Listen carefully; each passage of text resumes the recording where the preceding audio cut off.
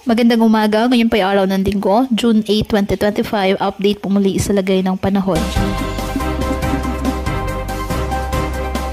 Patuloy po na nagdadala ng mga malawakang pag-ulan at maulap na kalangitan ang pinagsamang epekto pa rin ng isang low pressure area at ng habagat na patuloy po na pinapalakas ng nasabing LPA.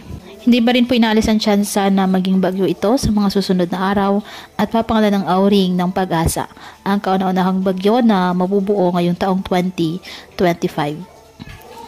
Bukod naman sa binabantayang aktibong low pressure area sa silangan ng Bicol Region sa loob ng PAR, isa pang panibagong LPA ang nabuo sa labas naman ng PAR na sa silangan ng Eastern Visayas. Ngayong araw, nagpapaulan na po ang low pressure area sa Bicol Region, Eastern Visayas, Central Visayas at mga probinsya ng Quezon at Aurora.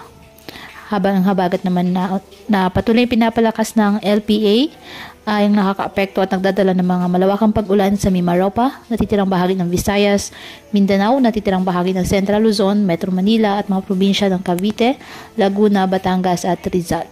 Patuloy po na pinaghahanda ang ating mga kababayan, partikular na sa mga nabanggit na lugar na maging handa sa banta ng mga biglaang pagbaha at bagguho ng lupa.